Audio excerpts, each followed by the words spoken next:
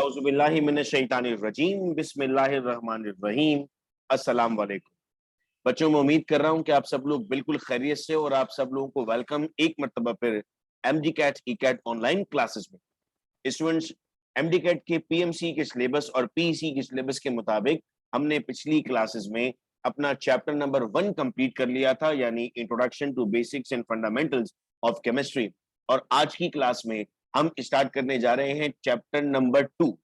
आपके कोर्स में जो सिंध बोर्ड के स्टूडेंट मुझे सुन रहे हैं, चैप्टर 2 में स्टेट ऑफ मैटर है, जो सॉलिड, लिक्विड और गैस एक साथ है, लेकिन पीएमसी के सिलेबस में और मुख्तलिफ बोर्ड्स में ये अलग-अलग मौजूद है, यानी गैस का अलग चैप्टर है, लिक्विड का अलग चैप्टर है और सॉलिड का अलग चैप्टर है। तो हम भी उसी तरीके से बेटा पढ़ रहे हैं। इस वक्त जो मैंने आपके सामने बुक ओपन की हुई है, ये पंजाब टेक्स्ट बुक की बोर्ड है, जिसमें से हम आज टॉपिक बेटा गैस पढ़ने जा रहे हैं। और सबसे पहले जो चीज हम स्टार्ट करेंगे वो है प्रॉपर्टीज ऑफ गैस। आइए लफ्ज ब लफ्ज इसको समझते हैं, चूंकि इसमें से हमें एमसीक्यूज पूछे जा सकते हैं। पहले बेटा पॉइंट लिखा हुआ है, gases don't have definite volume and occupy all the available space. The volume of gas is the volume of container. जितना बड़ा कंटेनर होगा उतनी ही गैस उसके साथ जाके अटैच हो जाएगी। तो जितना दूर तक कंटेनर जा रहा होगा उतना ही हम कहते हैं कि गैस भी उसके साथ आएगी। तो अपने पास ये वाला पॉइंट जरा लिखिएगा कि gases don't have definite volume. फिर इसके बाद बेटा हम कहते हैं they don't have definite shape and take the shape of the container. जिस कंटेनर में बेटा आप डालेंगे उस कंटेनर में आपके पास ये गैसेस आकर उसकी शेप ले लेंगी। फिर हम कहते हैं sir due to low density of gases as compare to liquid and solid. यानी इसका मतलब क्या हो गया, आप जरा कॉपी में आप हेडिंग लगा देना डेंसिटी और उसमें लिख देना कि लिक्विड और सॉलिड से कम डेंसिटी होती है हमारे पास गैसेस की। याद करने वाली बात है बेटा, ठीक है। Gases can diffuse and effuse. Diffuse का मतलब तो हम सब जानते हैं ना, इफ्यूज का मतलब क्या होता है? आप में से कोई इफ्यूज का मतलब बताएगा बेटा?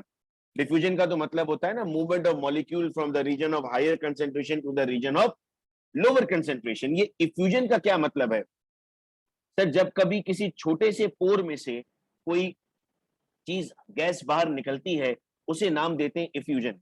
जैसे मैं कहूंगा टायर पंचर होता है ना जब, तो tyre puncture is an example of effusion. ये जो बलून होता है, balloon is an example of effusion. Balloon में से जो हवा निकल रही होती है, ठीक है। This property is negligible in solid but operates in liquid as well. तो हम कहते हैं सॉलिड में ये नेग्लिजिबल है, लेकिन लिक्विड में कुछ हद तक होता है। ये वाली बात आ गई समझ में? ये सारे पॉइंट मैं समझा दूं, फिर मैं आपसे पूछूंगा अगर आपको समझ में आ रहा होगा तो। अच्छा बेटा, फिर हम कहते हैं sir gases can be compressed by applying pressure. Gases हमारे पास कंप्रेस होती हैं जब हम प्रेशर को अप्लाई करते हैं। क्यों होता होगा ऐसा? चूंकि सर उनके दरमियान ज्यादा स्पेस मौजूद होती है, एम्प्टी स्पेस मौजूद होती है। फिर हम कहते हैं sir gases can expand on heating और by increasing the available volume. Liquid and solid on the other hand do not show increase in volume when they are heated. तो गैस में आप कहते हैं कि सर हीटिंग करने पर आपको नजर आता है उसका एक्सपेंड होना, लेकिन लिक्विड में और सॉलिड में ऐसा नजर नहीं आता। When sudden expansion of gases occur, cooling takes place. It is called as Joule-Thomson effect. ये एक ईयर में बेटा पूछा गया था, तो सिंध के बच्चों ने कहा था कि हमारे तो कोर्स में ही नहीं है, जबकि पीएमसी ने कहा था कि आपको सारी बुक पढ़नी है। तो वो बच्चे जिन्होंने ये अब तक नहीं पढ़ा होता, उनके लिए ये फायदेमंद हो जाता है बेटा कि ये अपनी कॉपी में इसका नाम लिख ले। सिंध बोर्ड में इसका जिक्र नहीं है, लेकिन पंजाब बोर्ड में और केपी के बोर्ड में जिक्र मौजूद है। तो हम लिखते हैं sir when sudden expansion of gases occur cooling takes place, और इसको हम नाम क्या देते हैं? Joule Thomson effect. फिर अगला बेटा, molecule of gases are in constant state of random motion. Random का मतलब होता है अपने हिसाब से इधर उधर टकराते हुए मूव कर रहे हैं। They can exert a certain pressure on the wall of the container and this pressure is due to number of collision। जितनी मर्तबा ये टकराएंगे उतनी मर्तबा ये प्रेशर जनरेट करेंगे, और इसे हम नाम देते हैं कोलिजन का। The intermolecular forces are very week.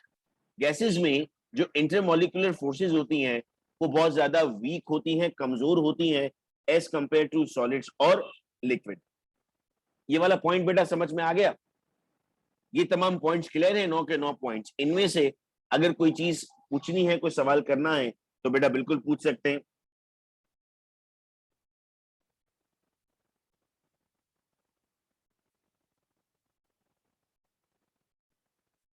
Point number 7 में बेटा हमने कहा है कि जब एक्सपेंशन होती है तो उस एक्सपेंशन से कूलिंग होती है और उसे थॉमसन इफेक्ट कहते हैं।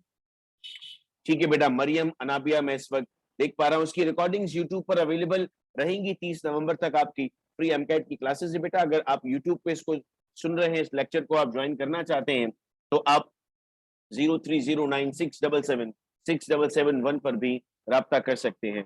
एक्सपेंशन के बाद बेटा गैसेस में हमेशा कूलिंग होती है। Expansion is a cooling process all the time. आगे बढ़े बेटा इस बात से हम, कोई सवाल नहीं आ रहा, इसका मतलब बेटा ये बात हमें समझ में आ चुकी है। लिक्विड हमारा अलग चैप्टर है बेटा। अब हम आते हैं गैस लॉ पर, और गैस लॉ में थोड़ा सा मुख्तलिफ तरीके से आपको समझाना चाह रहा हूं। मैं चाहता हूं कि हम इसमें कुछ ग्राफिकल तरीके से उसको समझें। तो एक सॉफ्टवेयर में रन कर रहा हूं, ये जैसे ही वो ओके हो जाता है तो मैं आप लोगों को फिर उस तरफ ले जाऊंगा। पहले हम बेटा इसकी थ्योरी पढ़ लेते हैं। तो थ्योरी में बेटा हमारे पास गैसेस में दो टाइप्स हैं गैसेस की। एक को हम नाम देते हैं आइडियल गैस और एक को हम नाम देते हैं रियल गैस। आइडियल का मतलब क्या होता है? वैसे अगर मैं आपको कहूं कि आइडियल से क्या मुराद है तो आप कहेंगे सर आइडियल का मतलब होता है ऐसी कोई चीज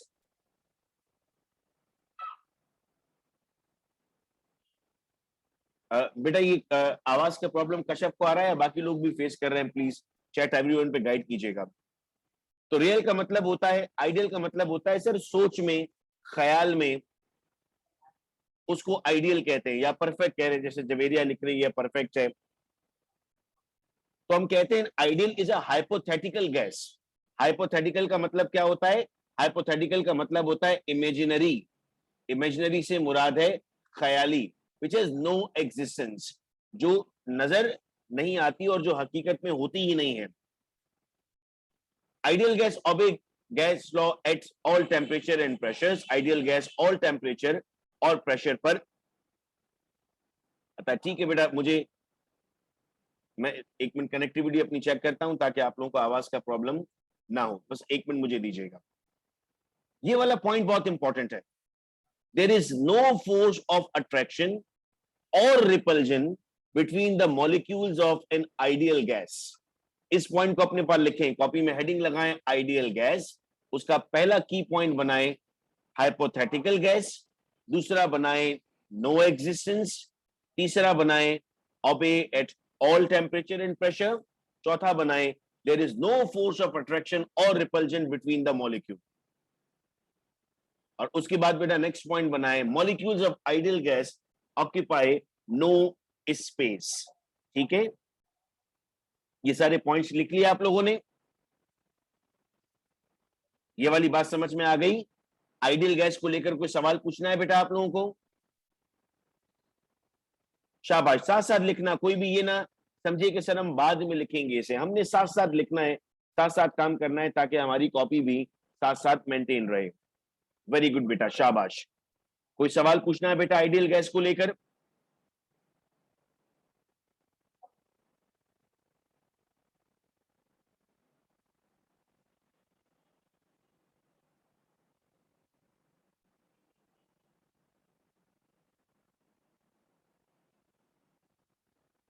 क्योंकि बेटा हम कहते हैं अरीबा ये इमेजिनरी गैस है ना, दैट इज वाई हम कहते हैं कि इनके मॉलिक्यूल स्पेस ऑक्यूपाई नहीं कर रहे, ये एग्जिस्ट ही नहीं करते, हमने ख्याली तौर पर एक गैस बनाई है। अब इसके बरक्स हम कहते हैं सर रियल गैस की अगर हम बात करें तो रियल गैस क्या होती है? Gases that exist are real, जो हकीकत में मौजूद है, जैसे hydrogen, nitrogen, oxygen, helium, neon, iron, जो फ्लोरीन, कार्बन डाइऑक्साइड, ये रियल गैसेस हैं। और रियल गैसेस हर टेम्परेचर और प्रेशर पर लॉ ओबे नहीं करती। तो ये अपने पास अब आप नोट करेंगे कि सर गैसेस जो एग्जिस्ट करती हैं वो रियल गैसेस हैं। ठीक है, और हर टेम्परेचर प्रेशर पर ये कहीं ना कहीं किसी ना किसी तरह एमसीक्यू में हमसे पूछा जा सकता है। Real gas deviate from ideal behaviour, ये वाला एमसीक्यू 3 से 4 मरतबा पास ईयर पेपर में पूछा गया है कि eight which condition the real gas will deviate from the ideal gas. तो हम कहते हैं sir high pressure and low temperature. जैसे ही आप हाई प्रेशर और लो टेम्परेचर करेंगे रियल गैस डेविएट करेगा आइडियल बिहेवियर से। इस बात को अलग से नोट कीजिएगा। और हम कहते हैं sir they exist some force in between them, इनके दरमियान फोर्स भी लगती है। उस फोर्स ऑफ अट्रैक्शन को हम नाम देते हैं मॉलिक्यूल्स के दरमियान फोर्स का लगना।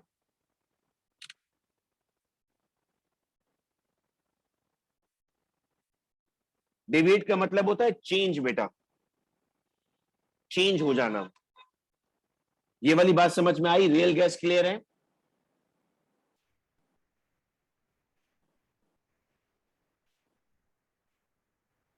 जी, इंटरमोलिकुलर फोर्स ऑफ अट्रैक्शन होती है बेटा रियल गैस में। ठीक है बेटा, आगे बढ़ते हैं। ये वाला पॉइंट भी क्लियर है आप लोगों को? अब बेटा आप लोग इस वक्त मेरी स्क्रीन पर देख पा रहे होंगे, मैं थोड़ा सा ग्राफिकली चीजों को समझाना चाह रहा था आपको। तो आप इस वक्त स्क्रीन पर देख सक रहे हैं कि कुछ मॉलिक्यूल्स मौजूद हैं और मैं आपको स्टेट ऑफ मैटर समझाना चाहता हूं। ये देखिएगा, मैं टेम्परेचर को बढ़ाता हूं, तो जब टेम्परेचर बढ़ रहा है तो आप क्या चेंज महसूस कर रहे हैं? सर आपने टेम्परेचर बढ़ाया तो मॉलिक्यूल्स की मूवमेंट बढ़ रही है, ऐसा ही हो रहा है बेटा? टेम्परेचर के बढ़ने से मॉलिक्यूल की मूवमेंट बढ़ती है, तो हम कहते हैं ना जब हम टेम्परेचर बढ़ाते हैं तो एवरेज काइनेटिक एनर्जी बढ़ती है। ये देखो उसकी एक्सप्लेनेशन है, मॉलिक्यूल एक्सपेंड हो रहे हैं, सही है। और अब मैं इसको ठंडा करता हूं, बर्फ लगाई है मैंने, तो देखना ऊपर केल्विन में टेम्परेचर भी कम हो रहा है ना, 65, 61, 55, 50, इस तरह डाउन होता जा रहा है। और आप देख रहे हैं कि मॉलिक्यूल अब आहिस्ता आहिस्ता उनकी मूवमेंट कम होती जा रही है। ऑब्जर्व कर रहे हैं आप लोग सब? और ये देखिए, ये आकर नीचे एक जगह बैठ गए। तो कितनी अच्छी ग्राफिकल एक्सप्लेनेशन आ गई हमारे पास कि sir when you increase the temperature, फिर करते हैं बेटा टेम्परेचर बढ़ाता हूं, ये देखना टेम्परेचर बढ़ाया तो मूवमेंट बढ़ गई, फिर टेम्परेचर बढ़ाने से मूवमेंट बढ़ गई और टेम्परेचर कम करने से मूवमेंट कम हो जाती है। ये वाली बात आप सब लोगों को समझ में आई?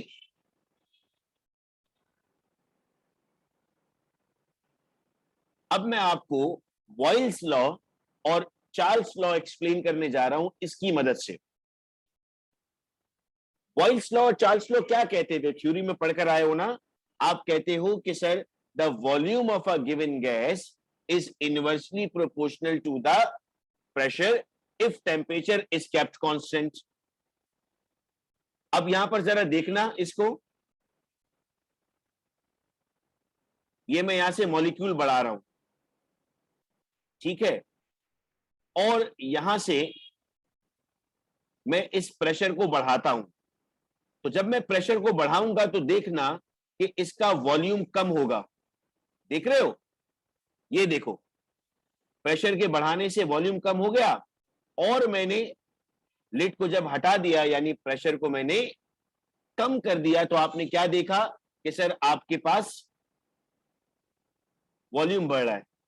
ये वाली बात समझ में आई बेटा आप लोगों को? ये मैंने इसको कम किया तो वॉल्यूम भी कम हो रहा है। ये बॉयल्स लॉ की एक्सप्लेनेशन है। मैं चाह रहा था थोड़े से डिफरेंट तरीके से आप लोगों को समझाऊं तो आप लोगों को अच्छा समझ में आएगा। अब मैं चार्ल्स लॉ बताता हूं आप लोगों को। अब हम प्रेशर को कांस्टेंट रखेंगे और मैं टेम्परेचर बढ़ाता हूं। अब ये देखना, टेम्परेचर बढ़ाऊं कम करता हूं तो मॉलिक्यूल्स के साथ क्या होगा? चार्ल्स लॉ ने क्या कहा था? चार्ल्स लॉ ने कहा था the temperature is directly proportional to the volume. Now I am decreasing the temperature, तो सारी गैस नीचे आके बैठ रही है बेटा, वॉल्यूम कम हो रहा है। और अगर मैं हीट करता हूं तो वॉल्यूम बढ़ता है। इसकी दूध उबलने की एग्जांपल भी बेटा हम ले सकते हैं, पानी उबलने की एग्जांपल भी ले सकते हैं, और यहां पर भी आ सकता है एग्जांपल। ये वाली बात समझ में आई आप लोगों को? ये दोनों पॉइंट्स क्लियर हुए? और गैसेस अगर देख रहे हो तो कौन कौन सी ली हुई है? जैसे मैंने नियॉन लिया हुआ है, आर्गन लिया जा सकता है, ऑक्सीजन का मॉलिक्यूल लिया जा सकता है।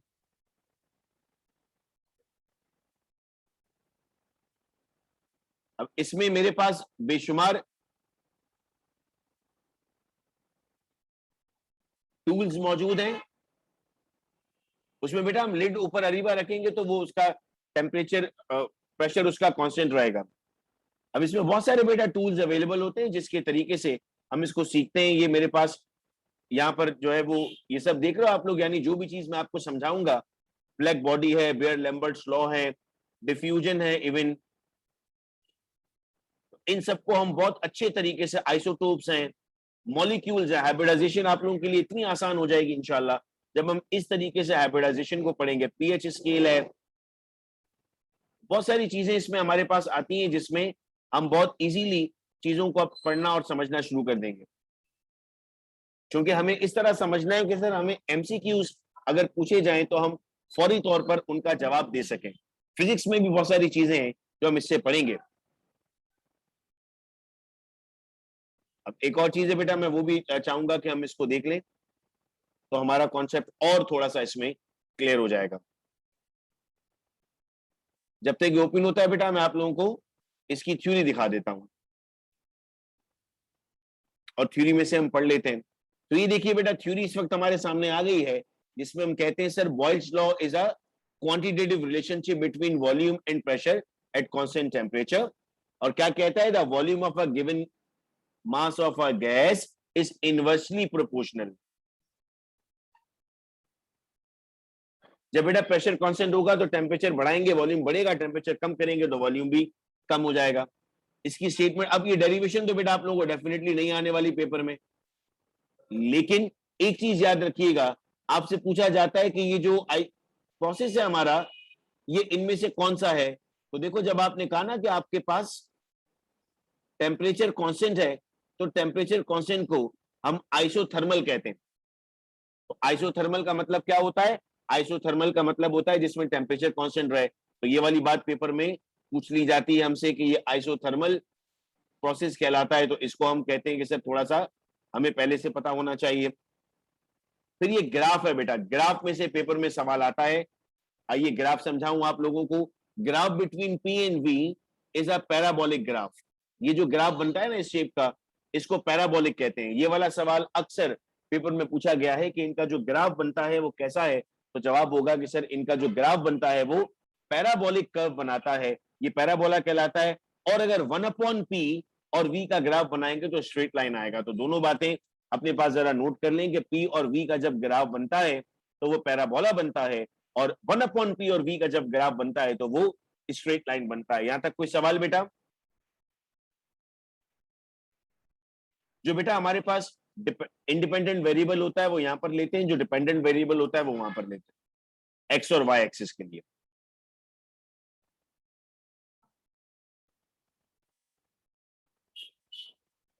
कौन सी बात बेटा मनाल रिपीट करनी है? ग्राफ एक दफा दोबारा सुन लें। ये पैराबोलिक कर्व है, इनवर्सली प्रोपोर्शनल में हमेशा आपके पास पैराबोलिक कर्व बनता है। ठीक है, तो ये ग्राफ पैराबोलिक कर्व हो गया। और अगर 1/p और v लेंगे कांस्टेंट टेम्परेचर पे तो स्ट्रेट लाइन आएगी बेटा आपके पास। फिर इसी तरह चार्ल्स लॉ पर आ जाए तो चार्ल्स लॉ क्या कहता है? तो चार्ल्स लॉ कहता है the volume of a given gas at constant pressure is directly proportional to the absolute temperature. कोई बताएगा बेटा what is mean by absolute temperature? Absolute temperature किसे कहते हैं?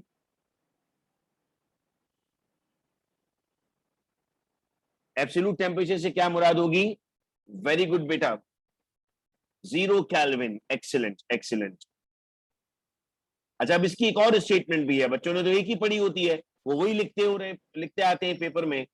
एक और स्टेटमेंट क्या है बेटा? The volume of given mass of a gas increase और decrease by 1/273 times of its original volume at zero for every degree fall और rise at given temperature.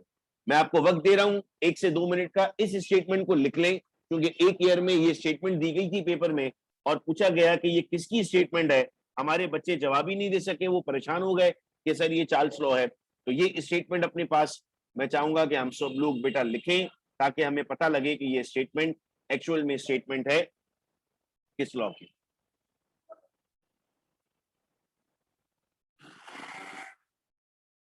Very good बेटा हमना, एक्सीलेंट डेफिनेशन। और जैसे ही बेटा आप लोग लिख लो तो मुझे डन कीजिएगा। थर्ड स्टेटमेंट भी आप लोग लिखिएगा, इसकी 3 स्टेटमेंट है। तो अगर आप लोग को कोई ये डराता है कि सर पता नहीं कहां से पेपर आएगा, फेडरल का आएगा, मैं सारी चीजें एक साथ इसीलिए आप लोगों को कर रहा हूं कि आपकी एमडी कैट की तैयारी, ई कैट की तैयारी भरपूर तरीके से होने जा रही है। आपको मुख्तलिफ बुक्स नहीं पढ़नी पड़ेंगी, सब कुछ आपको इन्हीं ऑनलाइन क्लासेस से मिलता रहेगा। ये दोनों स्टेटमेंट बेटा जल्दी से अपने पास नोट कर लीजिएगा।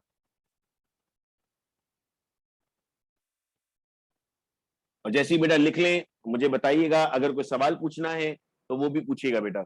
The ratio of volume to absolute temperature of a gas is always constant. Very good, Laiba. शाबाश। Very good Anabia, good good Aswa, तकरीबन लोगों ने लिख लिया है। Excellent excellent.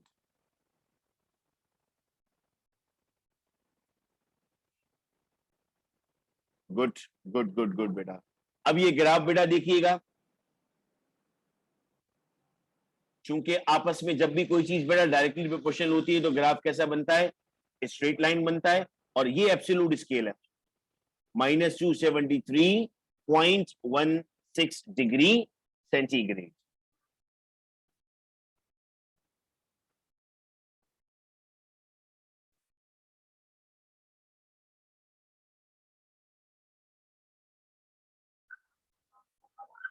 ठीक है बेटा, ये टेम्परेचर भी हम सब लोगों को याद रहेगा।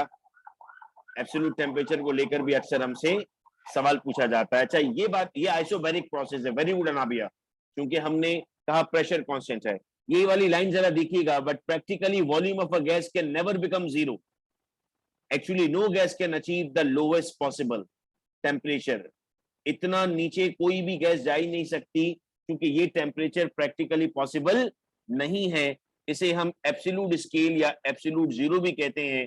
इस पर आकर सारी चीजें रुक जाएंगी। तो इस पॉइंट को भी नोट कर लें।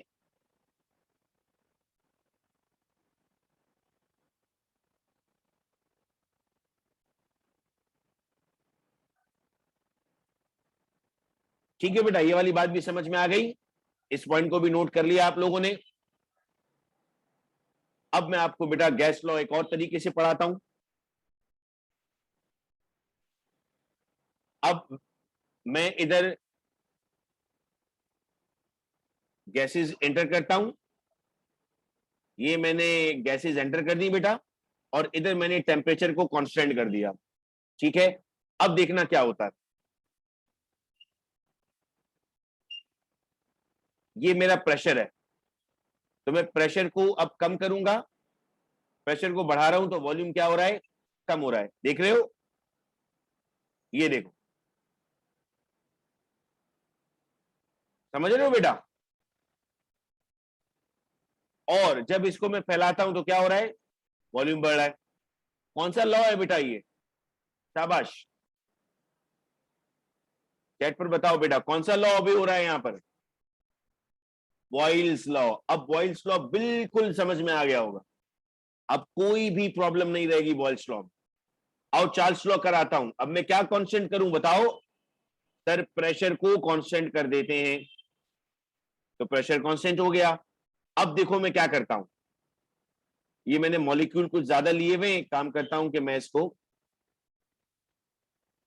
रिफ्रेश करता हूं, क्योंकि इतने ज्यादा मॉलिक्यूल्स पे ठीक तरीके से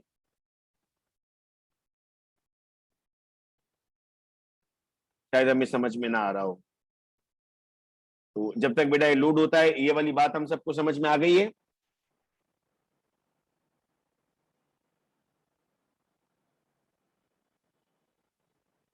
शाबाश। अच्छा अब फिर आते हैं थोड़ी सी कैलकुलेशन वाली चीजों पर। सर आप कह रहे हैं कि बॉयल्स लॉ है, चार्ल्स लॉ है, उसमें हम जो लफ्ज इस्तेमाल करते हैं उसमें प्रेशर इस्तेमाल हो रहा है, वॉल्यूम इस्तेमाल हो रहा है। ठीक है, तो इनके अपने अपने कोई यूनिट होते हैं, इनकी यूनिट की कन्वर्जेंस और कितनी तरह के यूनिट हैं ये पता होना हमें बेहद जरूरी है। आइए अब ये जान लेते हैं।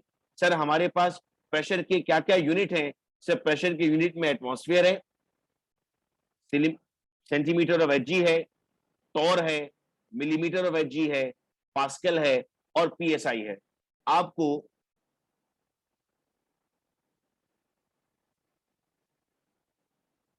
इसमें क्या करना होगा, ये वाला पोर्शन हम सबको याद रखना होगा, कौन किसके बराबर है।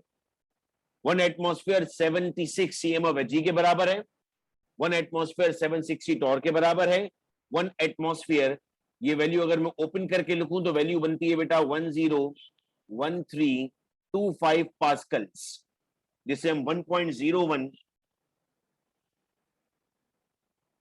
एक्सपोनेंट 5 कहते हैं, और 1 एटमॉस्फेयर 14.7 पीएसआई के बराबर है। ये 1 एटमॉस्फेयर के हमारे पास डिफरेंट नंबर्स हैं, ठीक है। ये वाली चीज अपने बाप बेटा लिख लें, ये वाली बात याद रहेगी। पेपर में एक दफा क्या सवाल आ गया एमसीक्यू में, 2010 में गालिबन ये सवाल आया था कि 970 mm ऑफ एचजी में कितने एटमॉस्फेयर होते हैं। अब कहने को तो ये सवाल आ गया जिसमें कैलकुलेटर की जरूरत पड़ेगी आपको, शायद आपको लगता है कि बगैर कैलकुलेटर आप इसको सॉल्व नहीं कर सकोगे, ऐसे ही है भाई।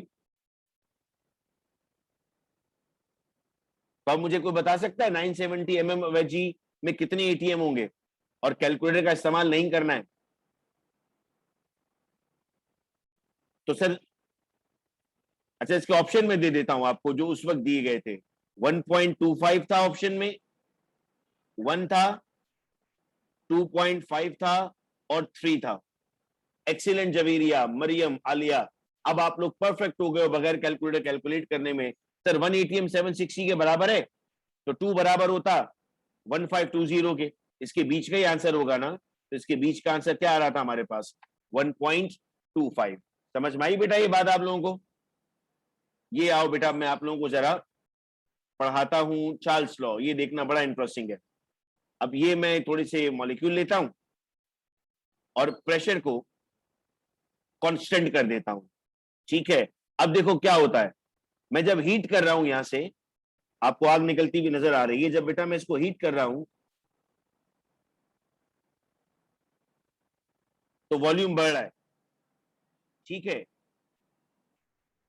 और जब मैं इसको वापस नीचे लाता हूं तो अब इसका वॉल्यूम कम होगा, क्योंकि इनकी इंटरमोलिकुलर मूवमेंट्स खत्म हो रही है। देख रहे हैं मूवमेंट कम हो रही है, और जब मूवमेंट कम हो रही है तो वॉल्यूम भी कम होना स्टार्ट हो रहा है। ये कौन से लॉ की एक्सप्लेनेशन हो गई हमारे पास? सर ये बन गया हमारे पास चार्ल्स लॉ। देखो मूवमेंट ना होने के बराबर हो गई है, so the movement is directly proportional. ये वाली बात समझ में आई? चार्ल्स लॉ भी क्लियर हुआ। अब से हम बहुत सारे टॉपिक्स के लिए इसी सॉफ्टवेयर का इस्तेमाल करेंगे, जिसमें इस तरह की मूवमेंट मैं आप लोगों को दिखाऊंगा, तो आप लोगों को और अच्छे से चीजें समझ में आएंगी। किया था बेटा अनाबिया, प्रेशर को मैंने कांस्टेंट किया था, प्रेशर चेंज नहीं हो रहा था उसमें। यहां तक की सारी बेटा बातें आप लोगों को अब समझ में आ चुकी हैं, तमाम बातें क्लियर हैं। मरियम, बॉयल्स लॉ का मतलब था कि आपके पास प्रेशर बढ़ेगा तो वॉल्यूम कम होगा, प्रेशर कम होगा तो वॉल्यूम बढ़ेगा। गैस लॉज बेटा यहां तक आप सब लोगों को क्लियर है? कोई सवाल पूछना है? अच्छा, इस संडे को आप लोगों का टेस्ट होगा, ठीक है बेटा मरियम, मैं रिपीट कर दूंगा बेटा, इस संडे को टेस्ट होगा चैप्टर नंबर 1 का, ठीक है। तो चैप्टर नंबर 1 अच्छे से पढ़ लेना है आप लोगों को। इस संडे को आप लोगों का online Google form based test होगा चैप्टर नंबर 1 का, ठीक है। और नेक्स्ट वीक से आपकी बाकी क्लासेस भी शुरू हो जाएंगी। 30 नवंबर के बाद से आप लोगों को कहा था कि हम अपनी बाकी क्लासेस का भी आगाज करेंगे, तो वो भी इंशाल्लाह शुरू हो जाएंगी। तो यहां तक तमाम बातें क्लियर हैं? आप अपने फ्रेंड्स के साथ बेटा, मैं जब लेक्चर आपको भेजूंगी तो शेयर कर दीजिएगा, उनको मेरा नंबर दे दीजिएगा, ताकि वो भी अगर क्लासेस ज्वाइन करना चाह रहे हैं तो क्लासेस को ज्वाइन कर सकते हैं। बहुत शुक्रिया आप तमाम का बेटा। कोई सवाल पूछना है तो आप लोग सवाल पूछ सकते हैं।